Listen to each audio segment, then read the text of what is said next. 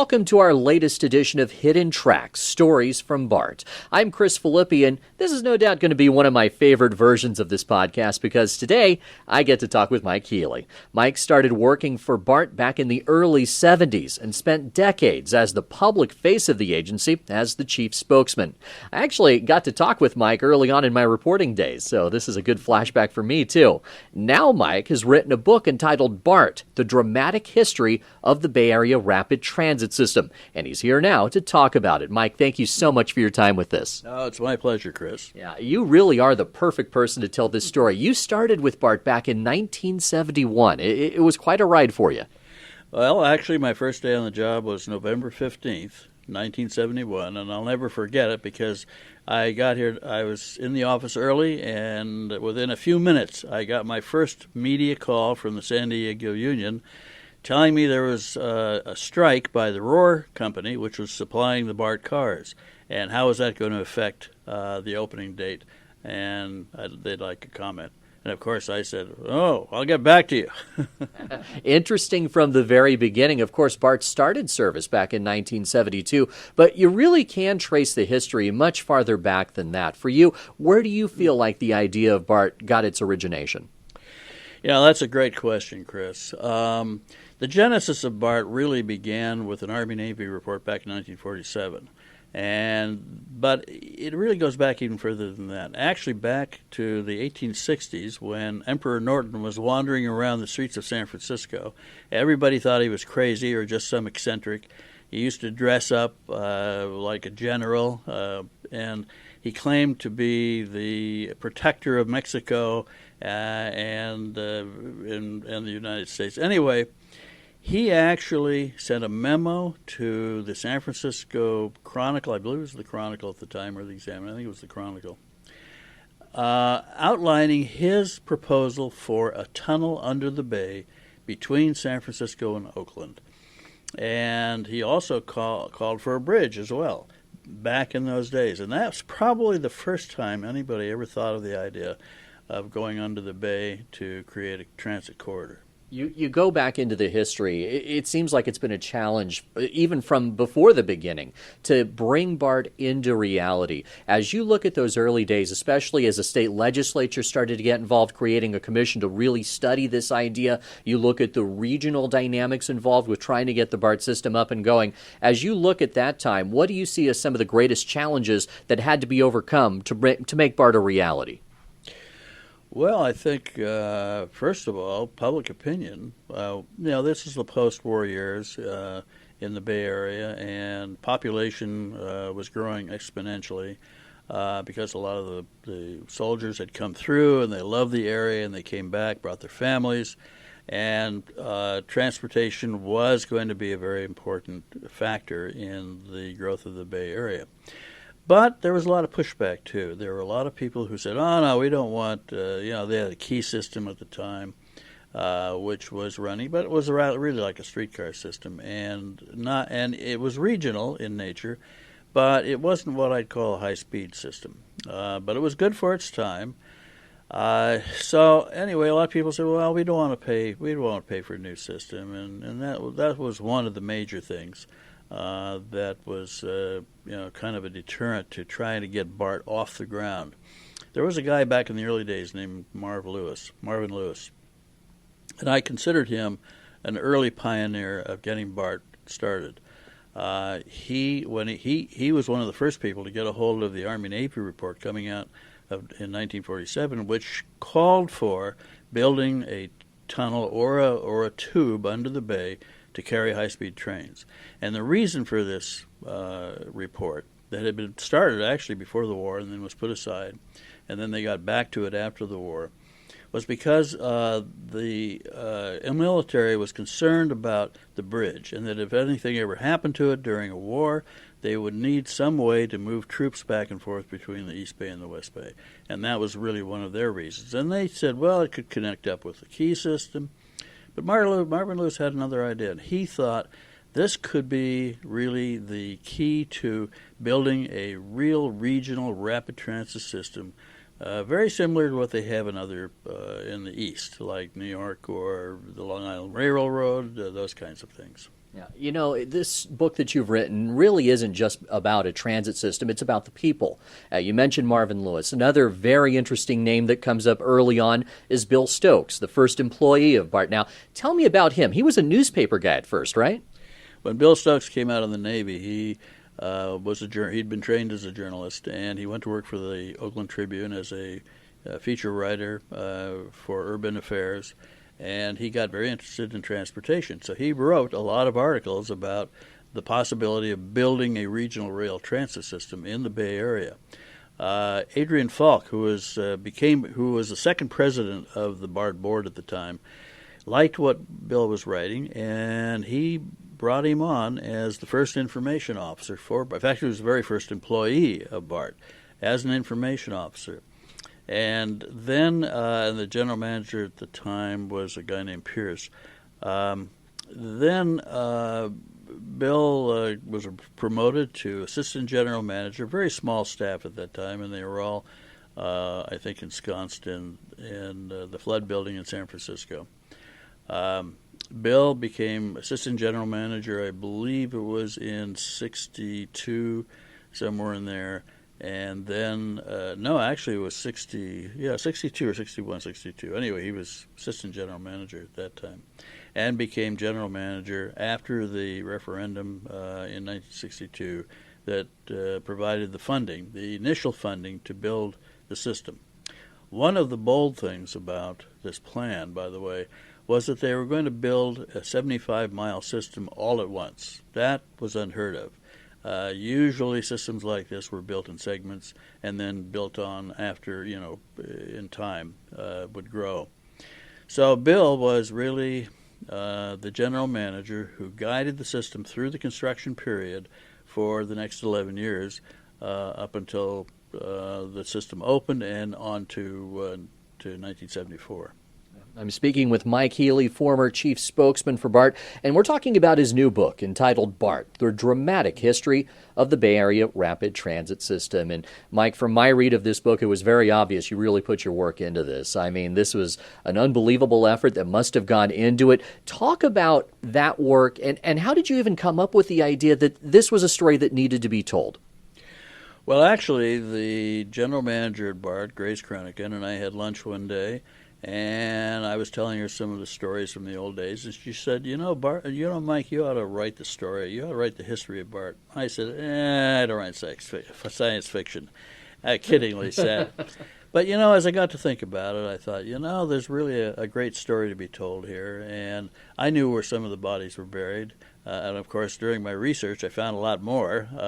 But as I got into it, it became a real labor of love. And it took me 2.5 years of research and writing. And when I was finished, I thought, it's a great story. It really is a great story. Yeah, and you mentioned Bill Stokes earlier. You tracked him down for an interview, is that right? I was very fortunate. Bill was getting up there in years, and his wife had unfortunately passed away a couple of years before I started the project. So I tracked him down up in Seattle, and he was living with his daughter up there, and I was lucky enough to get about 4 or 5 interviews with him before he passed away the following year. And those interviews supplied a lot of the great anecdotes that I was able to incorporate into the story. Yeah, and you mentioned the challenge of building a rail system all at once, 75 miles of track. It's very rare that that happens. It seems like another issue that comes up is that of timing, that many have questioned whether the system should have been built sooner, whether it may have been better to wait till later. Perhaps that could generate more public support for such an ambitious project. Where do you come down on that, on the sense of timing for BART? I would say that BART was actually perfectly timed. If it had been before, it would have been probably the same old kind of technology being used. If it were later, it probably would have been a lot more expensive. So I would say, and because BART was able to take advantage of aerospace technology at that time that had been developed during the space program, again, I'd say perfectly timed. It really was. And it's just one of those things and it's really lucky that the bond issue passed in 1962 to provide the initial funding. Had it not passed at that time, they would have had to wait another 2 or 4 years, and it would have cost a lot more. Yeah, and as you well know, there was popular support in San Francisco. There was popular support in Alameda County. Contra Costa County was where there was a lot of concern about what that vote tally was going to be when it came back. And it seems like that's one of the things that come up, is that you have these regional rivalries that play a role throughout the history of Bart. So much fighting over local tax dollars and how they should be spent. It seems like that rivalry was perhaps at its most vitriolic when it comes to Contra Costa County versus the other two. Talk about that. I mean, is that something that has come up in Bart's history? Well, Contra Costa there was more pushback in Contra Costa County. Ironically, Contra Costa probably benefits the most from the Bart line out there. What happened was in the outlying areas, the plan that was presented, called the Composite Report, took Bart out to Concord. But there were areas beyond that in Pittsburgh and Antioch and Brentwood. And those areas were very concerned that they were going to pay taxes for Bart and not get the service. And their guy out there, a guy named Joe Silva, was going to ultimately be the swing vote, because we knew, or Bart knew, it was before my time, but Bart knew that there were 2 votes for Bart and 2 votes against Bart to put it on the ballot for the 1962 referendum. Anyway, Joe Silva was a question mark. People did not know where he was going to come out on this. And a lot of his constituents and he was a supervisor, by the way, on the Contra Costa County Board of Supervisors. A lot of his constituents in the outlying area where he lived or he represented were really leaning on him hard to vote against this, that they did not want to be paying taxes for this system. But ultimately, Joe came around, and on the day of the vote, when nobody knew what he was going to do, there is a famous coffee shop story about this, which I won't get into right now because it's fairly long, but ultimately he was the swing vote and voted to put it on the ballot. And his reasoning was, let's leave it up to the people to decide if they want the system or not. Ultimately, during the vote, it failed in Contra Costa County, not by much, but it turned out that they averaged the votes between the 3 counties, luckily, and so it was a squeaker, but it won. Yeah, and the rest is history. Along with the track, there was so much infighting over the stations, and it seems like Bart really made this effort to reach out to the communities to try to give them stations that they would be pleased with, but there was a lot of pushback. I'm thinking specifically of downtown Berkeley, for example. That story jumped out at me. Well, clearly, Chris, you've read the book. Yes, there were always issues about station location, particularly out in the Contra Costa area, and the Berkeley situation was a little bit different. Bart's plan was to run an aerial line through the city of Berkeley, and there was a guy named Wally Johnson who was the mayor of Berkeley at the time, and he was very much against it. And his business was scaffolding. So he wanted the people to see what an area line might look like. So he put up scaffolding to sort of represent what an area line would look like in parts of Berkeley. And of course, he really rallied the people there to be up in arms over this whole idea. And he wanted Bart to go underground. So there was a lot of controversy about that for several years, until the Bart board agreed to do it if Berkeley would hold their own referendum and pay for the difference between what the composite report called for in terms of cost estimate and what it would cost to put the system underground.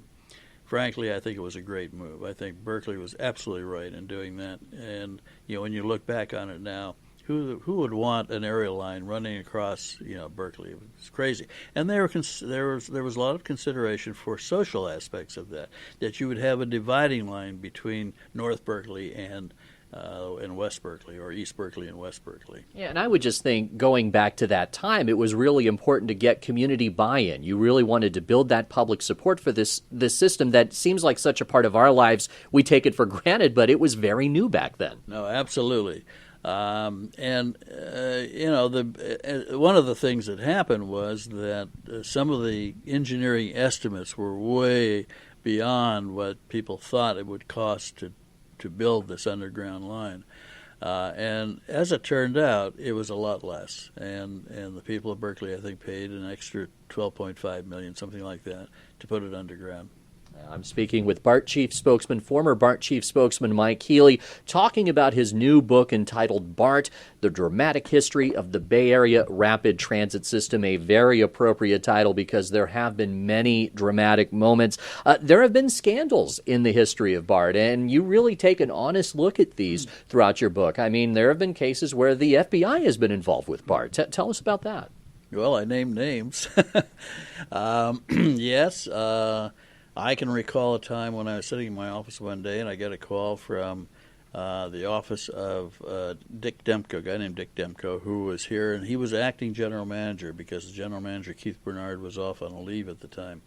So he asked me to come up and meet with him, and also the head of labor relations, a guy named Larry Williams. And so two of us go up there, we meet with Dick, and Dick said, I don't know what's going on, but the three of us have been requested to go and meet with the FBI out in Concord at the Concord office. We go out there. We meet with a guy named Drew Eppie, I think that was his name. And we go into this building, and we go up to the fourth floor, whatever it was, and it's a totally unmarked door. But all we knew was the door number. I mean, the number of the suite. We knock on the door. Guy opens up and says, yes, can I help you? I said, well, we've been asked to come here. And so they let us in, gave us some coffee, and we're sitting there for several minutes wondering what is going on here.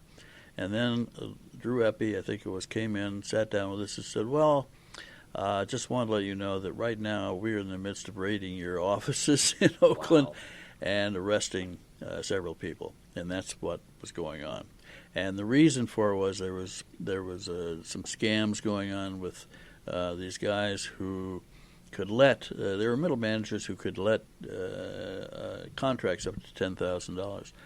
So they were taking money under the table from vendors who wanted contracts, and so the FBI set up a sting operation, and they set up their own little company, a maintenance company. They paid a bribe under the table to these guys, and then of course they were then arrested. I actually read the transcript from the tape they'd put under this table to get to catch the discussion over the whole thing. Yeah, anyway, it happened. Yeah, absolutely. You had been with Bart since 1971, good and the bad. What stands out to you? What for you was the darkest day for Bart during your time with the transit agency? No question, the 1979 was the darkest year for two reasons. One, the Transbay Tube fire, which happened on January 17th, and we had to deal with that over several months. It was a very controversial issue. Bart had to go through a lot of paces with the fire department to bring a lot of things up to what probably should have been happening in the first place. One of the things that was discovered was that the polyurethane material used in the cars and in the seat cushions and the floors of the car were toxic when burning. And even though they were considered to be somewhat fire resistant, they really weren't that much. So Bart went through a $40 million program to upgrade the system, change out all of the material, and did a lot of testing. We tested at McDonnell Douglas labs down in Southern California, various materials that could be used. Finally came up with one that could be substituted for the polyurethane and offer the same strength and the same properties that were needed. But that was a really tough time. I was really on the front line on that the whole time. Following that was a major labor dispute that lasted several months and shut Bart down for almost 3 months. And we actually provided some service with management, a very limited service during that period. But there were all kinds of things going on. There was some sabotage that took place out in Concord Yard. And then there was a situation where some of the union people took over the Concord shop, and they were getting food from a helicopter drops. Wow. And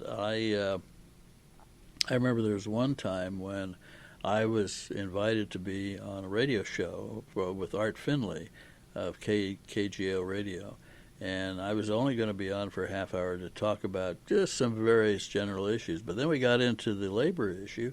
I ended up being on that show for 3 hours.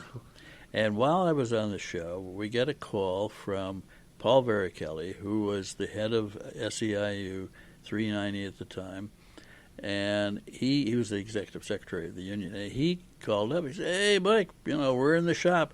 You got to get us out of here." I said, "Well, all you have to do is unchain the door from the inside." And of course he says, "Well, we can't do that." And anyway, took a court order to finally get him out of there. Wow. It's incredible to think about, really. I mean, when we have a labor dispute now or any sort of a work stoppage, it'll go for a few days, and it's absolute Armageddon on the roadways. To think that there were labor stoppages in the past that lasted for 3 months, it's almost unthinkable to think of what that would mean for the Bay Area now.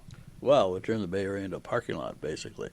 It's unthinkable. I think, there's got to be a way to work closely with the unions to try and avoid these kinds of things. And I know Bart has always really come to the table and tried to, negotiate, and at the same time, of course, trying to adhere to a fiduciary responsibility to the taxpayers. And it's a delicate balance, and it has been since the very beginning. What a lot of people don't know about the labor situation at Bart was that in the early days, that is going back to 1972, the bargaining units were set out by the state through a labor lawyer named Sam Cagle. And Sam basically set the bargaining units, and then there was organizing that went on, and SEIU organized the employees. And in a way, Bart is very lucky to have SEIU as their primary union, representing a lot of the maintenance and various craftspeople. Otherwise, you would have had 18 unions to deal with instead of one union. So a lot of people don't realize that. One of the things that happened was 13C. Now, most people won't know what 13C is, but it required that when a new agency like Bart came on the scene, they would have impact, and that they would probably have impact on the other agencies. So Bart was required to hire people who applied from other agencies like San Francisco Muni, Greyhound, Peerless Stage, AC Trans, and if these people had longevity with their own unions, they probably came over with a salary of, let's say, $20,000 a year, whereas Bart train operators and station agents were making $12,000 a year, $12,500. So that set up a situation where the unions, of course, were calling for parity, equal pay for equal work. It took about 3 years to get there, but there was a strike in '73 to basically start the ball rolling on that idea. And that's really where it all began. Labor stoppages, the Transbay Tube Fire, some of the darker times, but one of the highlights, I would think, must have been how the system survived the Loma Prieta earthquake in 1989 and how quickly service was restored, and just such a critical moment for the Bay Area. Please share your reflections of that time. I would say that Bart was really heroic in that respect. We were, for a month, the only game in town in terms of direct service between San Francisco and Oakland, and until the bridge was repaired. And as a result of that, Bart's ridership, suddenly a lot of new people discovered Bart, and our ridership went up considerably and stayed there because the experience was good. People had a good experience on Bart. Bart was actually back in operation in, I think, 24 hours, something like that. Now, we have to go through a process where we go out and inspect the tracks, and we make sure everything is okay, and no significant damage anywhere, and that turned out to be true. And Bart really was a survivor, and as a result of that, Bart also got a great editorial in the San Francisco or in the Los Angeles Times saying this was Bart's finest hour, And then I had actually contacted a congressman that I knew named Don Edwards, late Don Edwards, and asked him if he could put us into the congressional record, or put that into the congressional record, and he did. Wow. Yeah, so that was great. What other highlights stand out to you in your time? Oh, there's so many. Well, there's some fun things. In the late 80s, I hired comedian Henny Youngman. Yes, I remember those ads. I saw them. Take your Bart, please. Henny worked for me for 2 years, and we did two major campaigns, one in 88, one in 87, one in 88, I think. And we were trying to boost ridership and primarily aiming at midday ridership. We wanted to build up, the non-commute ridership, and those ads helped immensely. They were very popular. I was amazed at how great they were, because I remember when I proposed this program, or this market. It was part of a overall marketing effort. Proposed Henny to do these ads in a staff meeting one day up in the 5th floor. And we were all, the executives were all gathering, and I was head of media and public affairs at the time. And people looked at me and said, "What, are you crazy? I mean, what demographic are we going after?" But I said, Henny's universal, and I think it'll work, and it did. And it turned out to be a great campaign. And Henny turned out, he was very funny. When we first met, we talked it over, and he said, "Well, can I say, take Bart and my wife, please?" I said, I think just take your Bart, please is enough, and people will get the message. Wow, yeah, that was very memorable. I remember those ads. I'm speaking with former Bart chief spokesman Mike Healy about his new book entitled Bart, The Dramatic History of the Bay Area Rapid Transit System. Mike, technology and Bart go hand in hand. Bart has always aspired to be on the cutting edge, and that's certainly true with the design of the cars. An aerospace company, I don't think a lot of people know that, an aerospace company actually designed the cars. Yes, Roar Industry was the low bidder, and the design of the car was actually done by a company called Sunberg Ferrar out of, I think, Michigan. I think they're out of Michigan, as I recall. Anyway, they were a industrial design firm that specialized in these kinds of things, and they came up with the basic design of the new car with the slope nose. And the whole idea of the slope nose was to give it a space age look. Because that was all part of the marketing of Bart, the selling of Bart. And that was very important because you were competing with the automobile in the Bay Area.